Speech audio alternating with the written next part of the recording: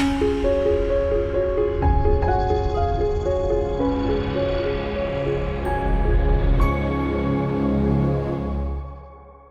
everyone for coming. I'm James Ward.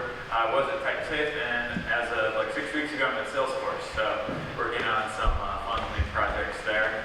Most recently, did some Android wearable applications. So this presentation is going to be about building reactive apps. So first of all, let's just start with a little bit of setup. So the reason why reactive is a thing that people are talking about, people are building, is because what users want has, I don't know if it's changed, but we now kind of have some tools that help us to address user needs that have been around for a long time. So some of these user needs are in-sync data, real-time collaboration, instant feedback, not to wait. These are things that we've always wanted, but to build these types of applications in the past, we didn't really have the tools readily accessible.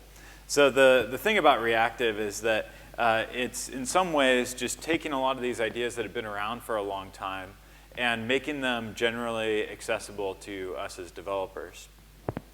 So there's something called the Reactive Manifesto. You can find it at reactivemanifesto.org. And the idea of the Reactive Manifesto is to put together these ideas into some high-level ways to describe how we deliver these things that users want. And so I'll just go through them real quick, but you can check out the Reactive Manifesto on your own, and you can sign it if you agree with it. So at first, users want applications that are responsive, and responsive encompasses a bunch of different things, latency and not going down and all those sorts of things. To do that, we need to build on a foundation that's scalable and resilient. So those are the two kind of middle traits of reactive. And then in order to do all this, we need a foundation that's event-driven. That's really what enables us to be scalable and resilient at the same time and deliver responsive interfaces to our users. So that's your quick little synopsis on what reactive is about. You can read a lot more on reactivemanifesto.org. The manifesto is intentionally technology agnostic, so no matter what technology you're using, the ideas should apply. So you'll see these ideas kind of weaved throughout, but I want to focus more today on the actual how. How do we actually build reactive applications? And so I'm going to be going through kind of 3 different ways that we do this. So first talking about Reactive Web, then talking about reactive actors, and then talking about Reactive Streams. So those are the 3 broad topics that we'll cover. And I'll probably spend most of the time on the web stuff. I have a little bit of time at the end for actors and streams. So first, let's talk about the Reactive Web. So Reactive Web is all about async and non-blocking. That's probably the terminology that you've heard most around reactive is async and non-blocking. So a little bit on async and non-blocking. Really, to say async and non-blocking is kind of weird because we can't actually be non-blocking without being async. So we could just say non-blocking, but for some reason we say async and non-blocking. But if you're just async, it's really a negative. You don't want to just be async for the sake of being async. There's really no reason to do that. It complicates your programming model. It makes your code harder to debug. So really, the reason why we are going async is because we want to be non-blocking. So I'm going to cover 4 different ways that we can be async and non-blocking: reactive requests, reactive composition, reactive push, and two-way reactive. So in a nutshell, async and non-blocking in terms of the web is, first we have to contrast this with our typical servlet model. A typical servlet model, do get and do post, and this is even true for servlet 3.0 and 3.1. The traditional pathway through a web request is blocking. And what that means is that when that connection is just sitting there kind of waiting for the other side to respond, waiting for the other side to generate some more data, we're actually going to keep that thread around. So we're going to keep the thread active even when the connection is not actively being used. That's the traditional model. That's how we've been building applications for a long time. So in the async and non-blocking model, what we want to do is we want to be able to take that thread, and when that connection is idle, we want to be able to take that resource, that thread, and give it to somebody else. And this allows us to have better scalability. Resiliency we'll talk about a little bit later. So the reason why this allows us to have better scalability is a couple. So first, we can do many more things in parallel when we use this model where we're not blocking all these threads. Ideally, we want our thread numbers to be down to about the number of cores that we have on our system. That's really the optimal number of threads. In the JVM, we usually have a lot of overhead threads and that sort of thing. So it's hard to actually get exactly there. But that's the ideal. That's what we want to aim for. There's a few reasons why we want to aim for that. CPU caches stay better cached when you are not doing the context switching of threads. Also, there is a pretty significant overhead to threads. So the default stack size on the JVM, I think, is 1 megabyte. And so this means that every thread on your system takes 1 megabyte just for the stack. And so we can't just allocate thousands of threads, even if we have a performant way to switch between those threads, we're still allocating a lot of memory. And we'd like to think that we can, in 64-bit JVMs, just have as much memory as we want, use as much memory as we want in a single JVM. That's really not true. There is larger and larger GC pauses, at least in most JVMs, the larger your heap gets. And so you don't want to just allocate thousands of threads, because then you're going to have a lot of memory that's taking up more time in your GCs. So that's one of the other side effects, and why we'd want to go async and non-blocking is when you're not using threads, why have them allocated? When you're not using an actual connection, why have it allocated?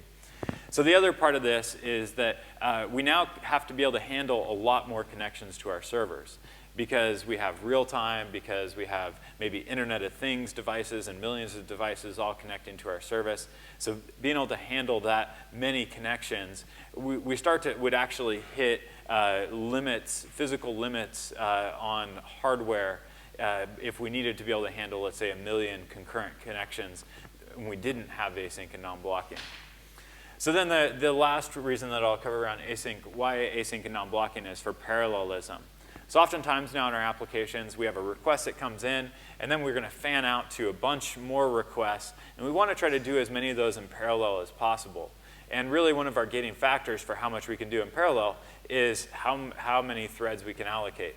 And then, so if we're async and non-blocking, then those fanned out requests are going to be able to operate much more efficiently in parallel, because we aren't going to have the overhead of a request per connection or a thread being held for all the idle connections. So that's our quick overview on async and non-blocking. I want to dive into some code to actually show how we would do this so that you can get some of these ideas a bit better. But I want to take a poll of the audience. You get to select either Java 8 code or Scala code. So, okay, Java 8. Okay, I think that's going to be the winner. Scala code. Oh, it was close, but I think Java 8 won that one. So, okay, so we're gonna dive in and build a little app to show how to do async and non-blocking with Java 8. So I'm going to use something called Typesafe Activator. It's a way to build Play and Akka and Scala applications and Java 8 applications. So I'm going to call Activator and say, not create, new. I'm going to create a new application. I just downloaded Activator. It's a zip file, and extracted it and added it to my path. So then I'm going to select the Play Java example, and there we go. So let me go into that Play Java. This is now my new project that I've just set up, and I'm going to run it. So I'm going to run activator ~run. And while that's starting up, let me go into IntelliJ here and open up this project. So I wanted to start from scratch so you can get an idea for what it looks like for you when you start from scratch. So it'll take a second to get everything up and running in IntelliJ and get the project all set up. So let's go take a look first at the layout of this project. So if I look in this project, let's ignore the target directory there. So if I look in this project, there's a few different things I'm going to be going through. So first, in a Play app, this is a Play application. Play framework is async and non-blocking out of the box. It doesn't use the servlet API. It uses Netty for async and non-blocking. So Play, the way that we handle requests is through a controller. We'll take a look at that in a second. And then I have views, which are my server-side templates. I can, of course, use Angular and client-side technologies. There's asset compilers. which we might see in a little bit if we have time. There's a routes file where I declaratively define the routing of requests for my application. And then a few other files for like build information and that sort of thing. So that's my basic project structure. Looks like it's up and running in IntelliJ. Before I go there, let's go pull this thing up in the browser. So it should be up and running on localhost 9000. So there we go. There's our little play application. OK, so let's go open up that routes file. And I'm going to go create a new route. So a route is just a mapping between an HTTP verb and a path. We'll put in /foo for the path, and then a controller method to call. And then I'm going to go into my controller here, and you'll see there's already a controller. I'm going to add in a new one. So you'll see that I'm using static here. With play, we can start with static methods, and then we can switch from static methods to dependency injection if we want to. But static methods are the simplest way for demo, so we'll use that one today.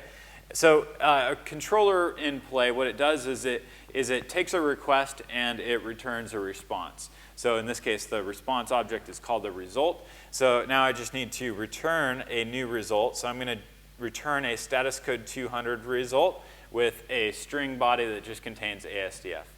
So that's my very basic controller in play. Let's go try it out and make sure that works. So there we go. There's my controller. OK, so that's my basic controller. Underneath the covers, play is doing this async and non-blocking. But what you've seen so far, my code, it wasn't async explicitly. So underneath the covers, this is async and non-blocking. But from my perspective, the code I've written is synchronous.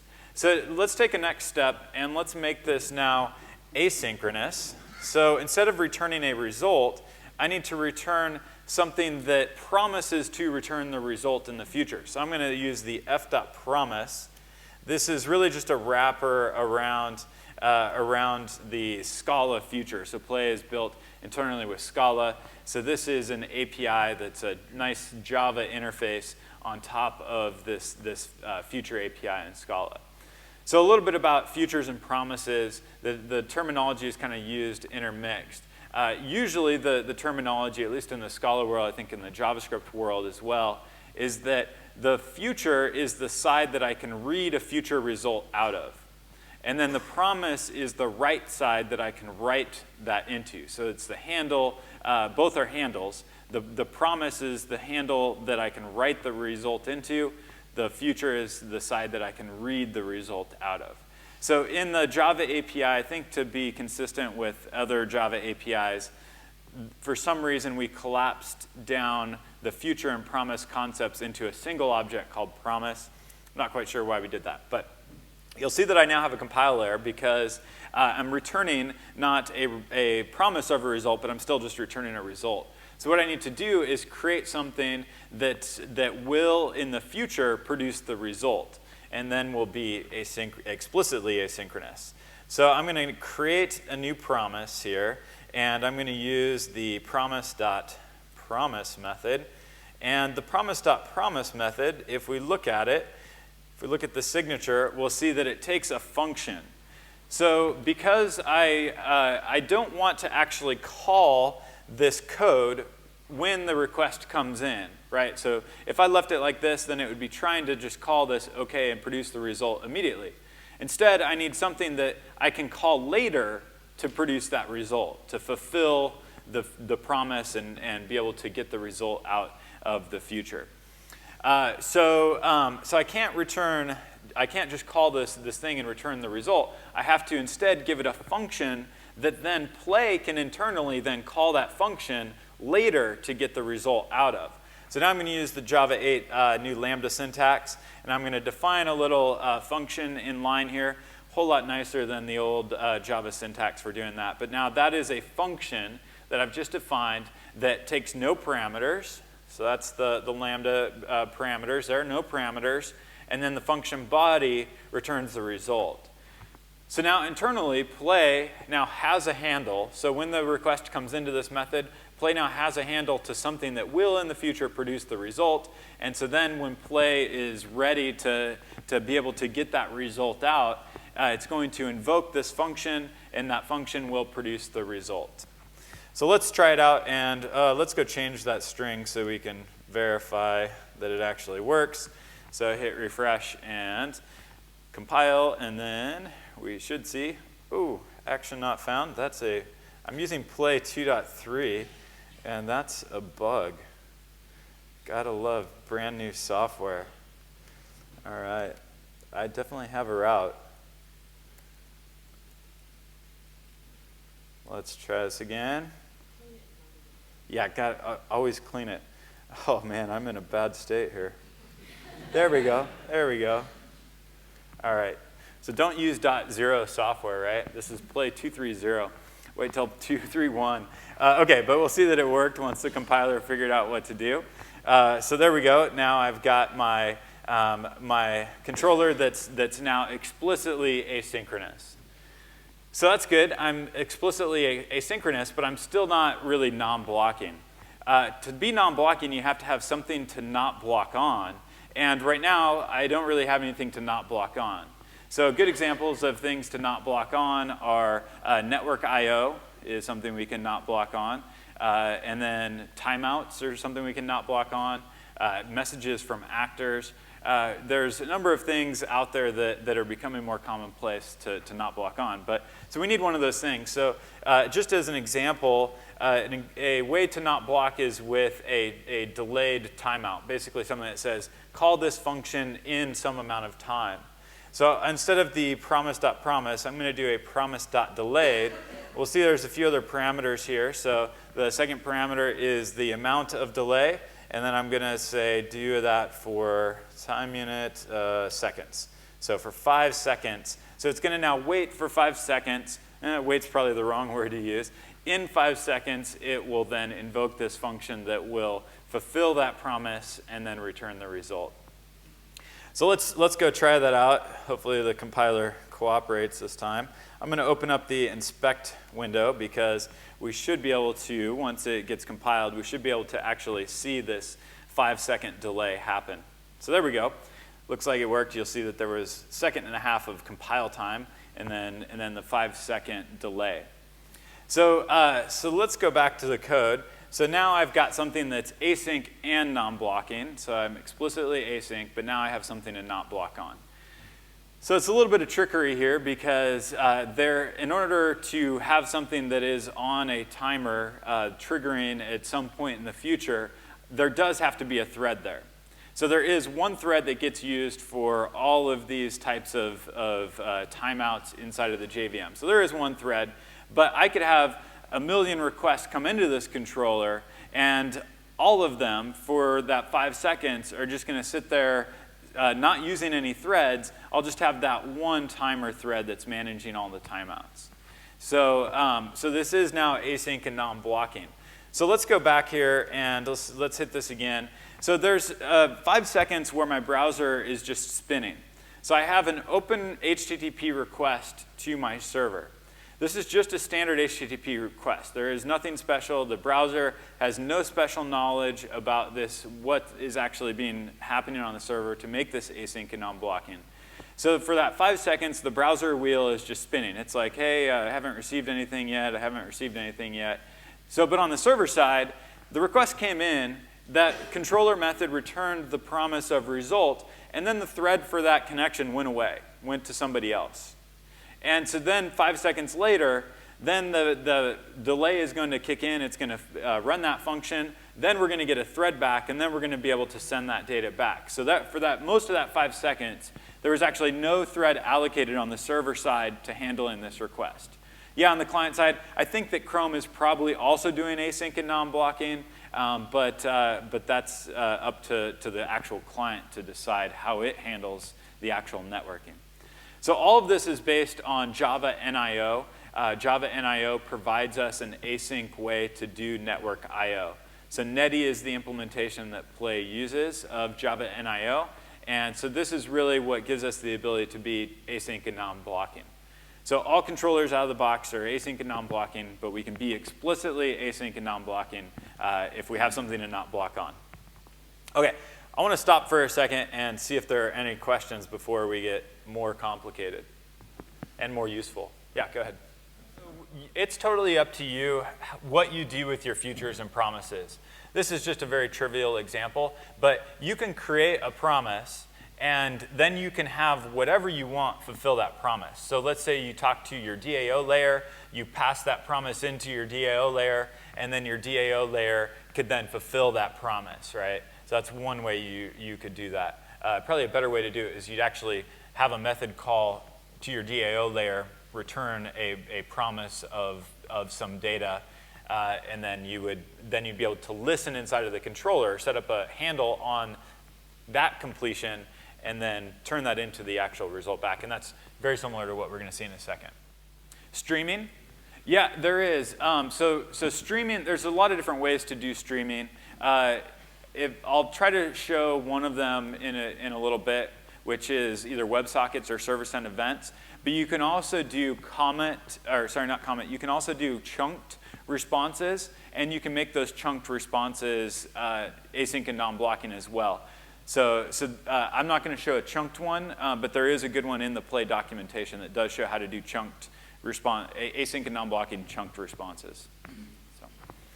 Okay, so let's make this more useful. So I've done this delay, not very useful. Let's do something more useful, which is a web service call. So I'm going to, when the request comes into the server, I'm going to then make another request out from my server to another server, get some data, and then return that data back. So let's write the code for that first. So what I'm going to get back is going to be a f.promise of a WS response, and we'll call this JWF. And then to do this, I'm going to use the play web service library. So should be, let's make sure I got the right one imported. Yep, okay. Then I'm going to set the URL to jamesward.com, and then I'm going to make a GET request. So if we look at what .get, that's actually making a GET request, if we look at what that returns, it's a promise of a WS response. So this is not the actual response, it's a promise to something that will in the future give me the response. And so I can't use this response yet. What I really want to do is just take the response that I get from jamesward.com and send that back to the person who's calling this controller method.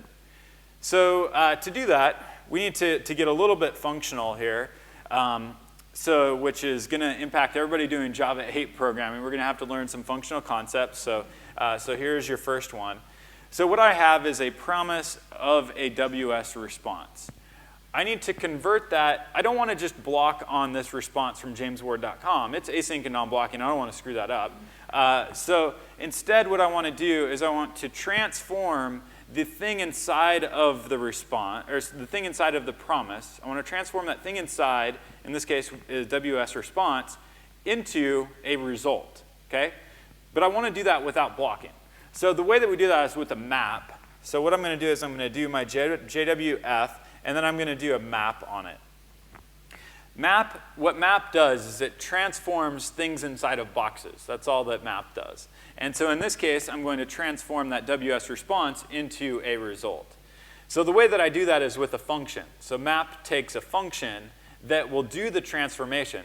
So in this case, that transformation will happen when I get the response back from jamesward.com. Then it's going to run this map function on that thing and then do the transformation. So I'm actually going to have two promises here, right? I have the promise that I've given play for this actual request, the controller request, and then I have the promise for jamesward.com. And that outer promise, the one that's handling the user connection, that one's not going to be fulfilled until I fulfill it based on the request to jamesward.com promise being fulfilled. So in our map function, we're going to use a lambda again, and I'm going to say, all right, now I have my response. And so this is my parameter, and then my body is going to be to return OK, and then I'm going to use that response, and I'm going to get the body of jamesward.com, and then I just need to return that. So the type of this map function, what I actually get out of that, we'll see if IntelliJ tells me it. A little bit weird in there, but the output of that map function is a promise of a result. So I've transformed from a promise of response into a promise of result. Don't ask me why we have a response and a result object, why they're different things. Actually, I know why. Response is the read side, result is the write side. So there probably could be a unified API for read and write, but this is the side we read the values out of, and then the result that I'm returning is the side we write the values into. Okay, so that's why they're there. Okay, so let's go try this out here. Hopefully the compiler cooperates. And there we go. So we just saw jamesward.com in text form. I didn't set the content type, so we see James Ward in text. Okay, so now this was what we call reactive composition. So I've got a request coming into my Play server, then a request from my Play server to jamesward.com. I have two requests. And there's some point in time where I'm just waiting for jamesward.com to respond. It's PHP WordPress, so it could be seconds. And so I'm waiting for those few seconds for PHP to respond. And so there's some amount of time where I've got these two connections, which normally would take two threads. And instead, I want to take both of those threads while I'm just purely waiting, give them to somebody else. And then when the response comes back from jamesward.com, then I'm going to get the threads back and send the response back down to the browser. So that's exactly what's happening here when we make that request. Okay, so there's the code again. So questions about that one? Speculative retry. So actors would be the right way to do that, to do a speculative retry. So when we talk about actors, we'll get more to that sort of thing. Yeah. So futures are one way to do this concurrency async stuff. Actors are another way that we'll talk about in a few minutes. So let's talk about the composition, though. So most of these requests, and one of the big reasons for reactive is that I want to be able to do things in parallel. So let's actually, in this request, make a second request out, in this case to twitter.com. We'll call this one TWF. And now what I need to do is, what I want to do is create a result that takes both the Twitter response body and the James Ward response body and composes these together into a single result. And of course, I want the whole thing to be async and non-blocking. So to do this, we're going to have to get a little more functional. So what I'm going to do is I'm going to take my Twitter future, and I'm going to do a map on that.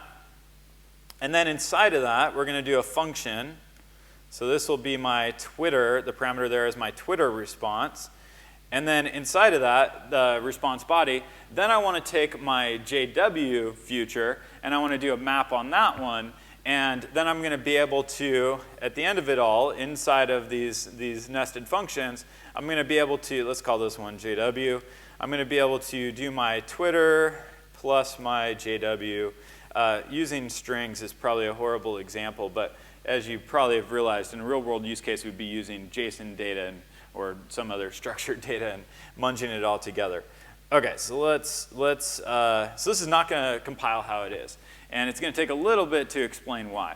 So this is kind of the normal way that we think about that is, all right, I'm going to do a map on my Twitter one, I'm going to do a map on my JW one, and then I'm going to be able to get both of those. IntelliJ is kind of confused about the error. It says cyclic interference. Interesting. Maybe that's accurate. I don't know what that means. But the problem here is that the output of JWF map, the output of this function here, and let's move that down, move these down so we see things a little bit better, I guess. The problem with this is that JWF map, it outputs, the output of that function is a promise of a result. Yeah, so that's a promise of a result. And so then if I do this TWF map, and in the body of that function, I return something that's returning a promise of a result, then ultimately I'm going to return a promise of a result. Okay, and I don't want that. So what I want instead is I want to take that promise of result and flatten those down into just a single promise of a result. And so then what we have to do is not a map, but a flat map. So, so flat map is the way, am I missing a paren? Yep, I am. Okay. So flat map is the way that we do a map and a flatten. And we do it in that order, and I don't know why we called it flat map, I guess because map flat just doesn't roll off the tongue.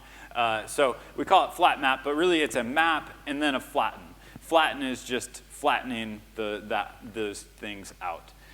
So now what we're returning is that promise of a result. So now we have these chained functions. And it doesn't matter what order these actually are defined in this case, because when I'm not actually doing the map function, when I'm not actually calling the map function, it's just memory on the heap holding the result of that promise. So I'm not actually going to be using any threads. The ordering doesn't matter. So let's try it out and make sure it works. So what we should see is twitter.com. There we go. There's twitter.com in text form, and then somewhere down here is going to be jamesward.com. So now I've been able to do that. But now there's 3 requests, and of course all these are async and non-blocking. So there's some point in time where the request to Twitter is idle, the request to jamesward.com is idle, and then I'm going to not be using any threads, right, for that. So that's where we can get some high value with parallelization without having to have these expensive threads being used.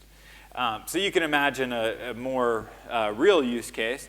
Something that I've actually done is to do like sediment analysis using some API on a bunch of things at once. And I want to be able to do as many of those as I can in parallel. So the gating factor on how many things I can do in parallel is going to be how many threads I can allocate. But that is for active connections. So if I have 10 threads allocated, that means I could have 10 actual active connections open to some service. That could mean that I have actually 1,000 connections that are open, but most of them, all but 10 of them, are open but just sitting idle, waiting for a response.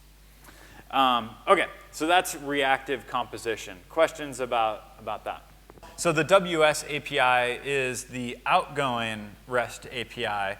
I'm just working with strings, but you can definitely work with JSON. And then the controller methods also support JSON. So you'll see one of the things that we can pass to OK, which is the status code 200, is a JSON node object. So I'm passing just a string, but you could pass JSON content as well. So both the outgoing through the WS library and then the controller responses both support JSON as well. There's currently a problem with observables, and I'm trying to think if I'm going to remember it correctly. There was some problem with how you use observables and futures together, I believe. But when we talk about reactive streams, there's a solution coming for that problem, and that would be a perfectly acceptable way to do this with RxJava or something like that. So I know that it's technically possible. Reactive streams will be the right way to do this whole thing with RxJava.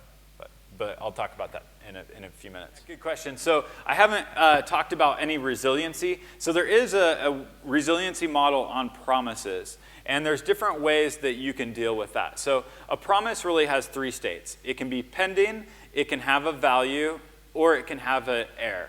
And then you can set error handling through functions like these on the promises. So one of the ways that you can deal with errors on promises is you do a recover. A recover, we can actually try that real quick. So if I do a recover, I give this thing a function that's going to recover from the failure with a value anyways. And so I'd have to have something that recovered with the right value, in this case a WS response. I won't actually fill out the code. So that's just one way that we can handle this failure. We could also, there's like an on-error handler that we could use, and we could log the error. So there's a number of different ways that we would do resiliency on the futures, depending on what you're looking for. And the errors in these futures are going to propagate. So if I have, by default, if I have an error state in one of my child promises, then that will propagate all the way out. So I could catch it on the out all the way at the end, or I could catch it where it started. So up to you how you would handle that as well. Okay, so that's reactive composition with multiple things in parallel. Let's go back to a couple slides. All these slides are online, prezos.jamesward.com, and we've gone through that. I'm not going to do the actual demo, but But let me just show you what push looks like with server-side events in play. This one doesn't really have anything Java 8. I think there is in play 2.3 a new Java 8 API for server-side events. But server-side events are one-way push from the server to the client. So what it does with server-side events is it nails open a connection, which is async and non-blocking. And then whenever you want, you can call the send data method to push data down to the browser. So pretty simple API both on the server side and on the client side for doing that. So, and then WebSockets as well. So with a WebSocket, we have now 2 channels. Both channels are reactive push channels. So one is from the client to the server, and the other one is from the server to the client. So I can read values on the server, I can read values off of the channel coming from the client to the server, and then I can write values into the channel coming from the server to the client. Both of those are async and non-blocking. So when I'm not actually they're over one connection, but when we're not actually sending something over that connection, then it's not going to be using any threads. So pretty simple implementation. You'll see this is a method reference that I'm using here in Java 8. So that's just calling, this is like an echo WebSocket. So when I get a message coming from the client, I'm going to turn around and write that back to the client. And so I just do a method handle, Java 8 method handle for that. OK, so let's spend a few minutes talking about reactive actors. So actors come from the Erlang days. And there's a few ideas of actors that I want to highlight, and then I'll show some code. So the actor implementation that I'm going to be using is called Akka. Akka is an actor implementation on the JVM. And so there's a few things that the actor model does for us. One is that it manages our concurrency for us. So you probably have put synchronized calls in your Java code before. That's one way to manage your concurrency. It's a kind of painful way to do it. Actors do that for you. What they do, the way that they do that is that you create an actor, and there's an actor in your system, but in order to talk to that actor, you don't actually use it directly. Instead, what you do with an actor is you send it a message, and that message goes into a mailbox, and then when we can get a thread, we will then deliver the message to the actor. And then the actor will process the message, and once it's done processing the message, it goes to sleep. It's only using memory on the heap. Then it'll be ready to receive another message. But an actor is guaranteed to only process one message at a time. So now you have an alternative to the synchronized blocks. Now you have something that you can guarantee is only going to happen one at a time. So it's helping you manage your concurrency in a much higher level construct. So we always use that actor ref for a few other reasons.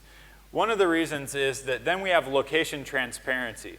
So with Akka, when you send a message to that actor ref, the actual actor that's going to be handling that message could actually be somewhere else on the cluster. And you decide how you want that to happen, or if you want that to happen. But it allows you to have the same construct for in JVM as well as across JVM. So you can scale up and out.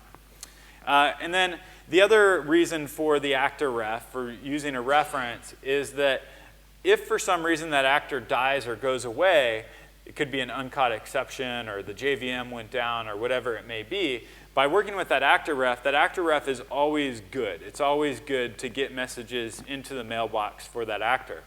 So there will be a queue of messages building up, and it could be that while working through the messages on that queue, that the actor actually restarts or moves to a different server or whatever it may be, and the mailbox doesn't go away, and the messages are still going to be delivered even across those restarts of the actual actor. So it gives us that transparency ability to not have to worry about what's happening to that actual actor implementation. So the last part about actors that you need to know is that actors are built in trees. So we start with the actor system, that's really the root, and then we build up a tree of actors. So what that means is that actors have children, and actor's parent is its supervisor. It's the thing that's responsible for determining what happens when the actor fails. And the default supervision strategy is just to restart the actor. but you can build your own supervision in. But this allows you to contain failure into the node, the branches of your actor system, so that it doesn't propagate up your system and take down everything. So those are the important parts of actors. The only construct for communicating with actors is to send it a message. But actors can communicate out by sending messages out to other things. So this is how actors communicate. It's always through sending these messages. Actors can have a lifetime of either milliseconds or of the entire duration that an application is running, or a single request by the user. So you can have many actors that have very, very different lifespans. And a typical actor system may have tens, hundreds, thousands, even millions of actors in a single actor system. So let's check out some code. And this stuff I'm just going to copy and paste. So I'm going to switch my little app here over to using actors instead of using the promises that I've been using. So I'm going to first create here a new Java class, and we'll call this one foo actor. Put it in the actors package. And I'll just paste in that and then spend a few minutes importing things. So let's import, hopefully I get all the right ones. And if you may be wondering why there is two different APIs, if you've noticed that in these imports, you'll see there's play.api and play.not.api. Weirdest naming convention ever. It's French, actually. Play was created by French guys. And so API actually is the Scala API. The non-API one is the Java API one, right? Everyone should have known that, right? It's obvious. So yeah, so there we go. So you have to make sure you get if we're using Java, make sure you get the right non-API API in there. Okay. All right. So then I'm going to change my controller. So we've got my actor. I'll show you the code for that in a second. Let's go back here and change that. That's an actor ref. A few more imports. That one. And let's see, props. This could be like a game we play. And WS response. OK. Oh, foo actor, one more. OK, so let's first go look at our actor here. So what I've done is I've created a new untyped actor. An actor, the main entry point into this actor is the onReceive method. There is a new Java 8 API in Akka for this. And I'm not using the new Java 8 API, but it's much more Lambda-y for doing this kind of stuff. So this one is just the standard Java API. So I've got this onReceive, and it takes an untyped message. So whenever you communicate with actors, it's always an untyped message, and then you can do pattern matching or something on that object to figure out what to do.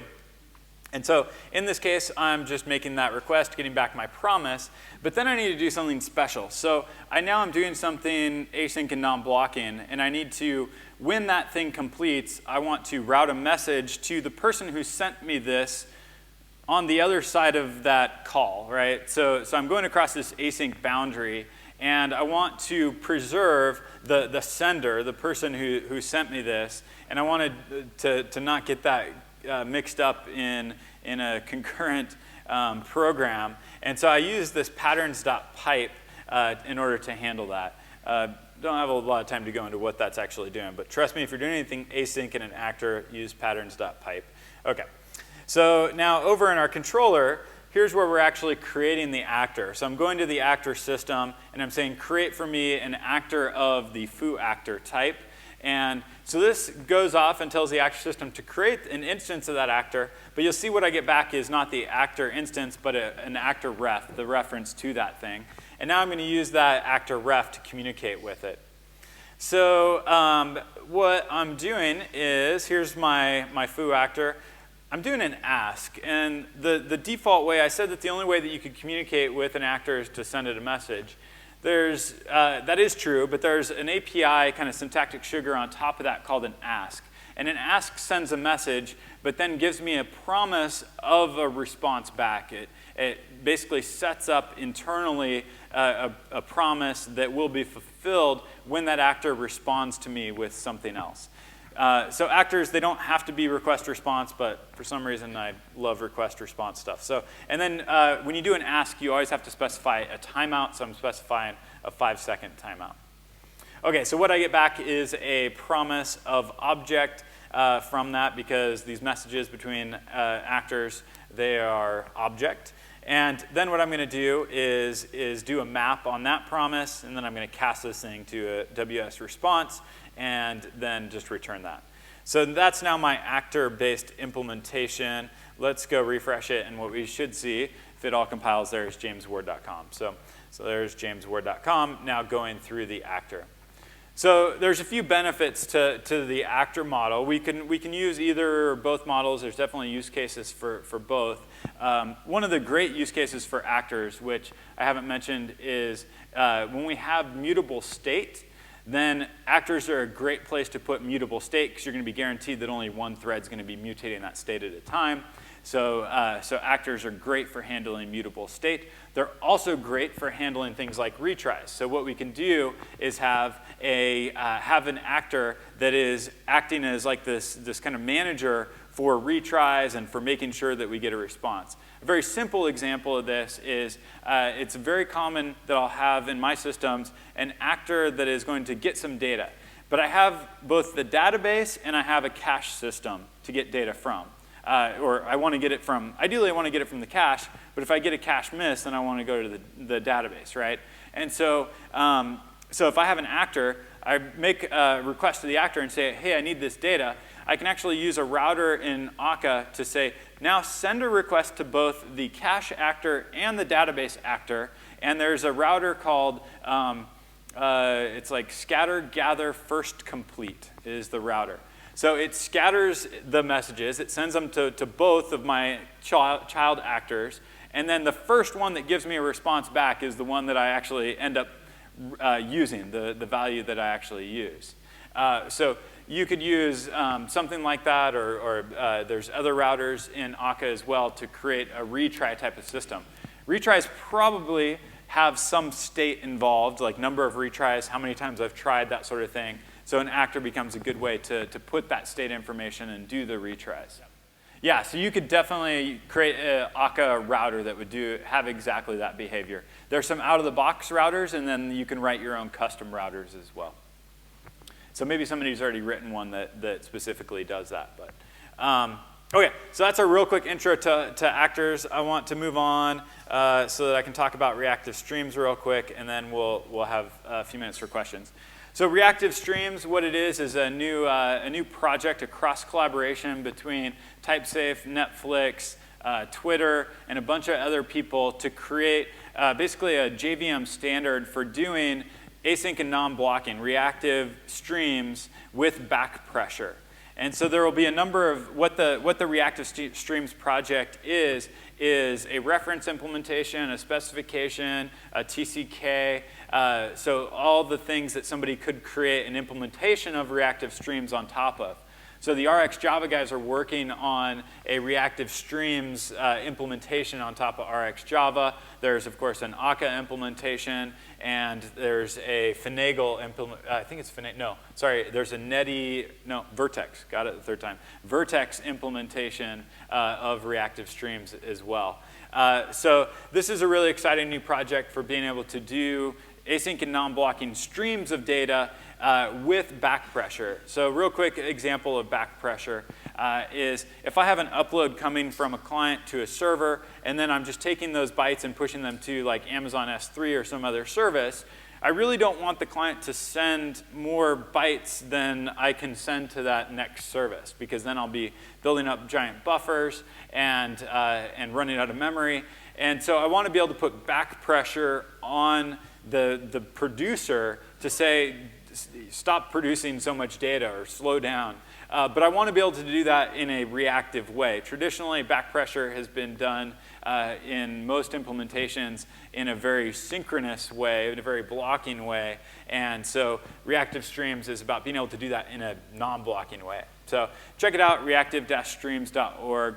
more information. There is already implementations. There's in Typesafe Activator, there's already some sample applications to get you started with Reactive Streams.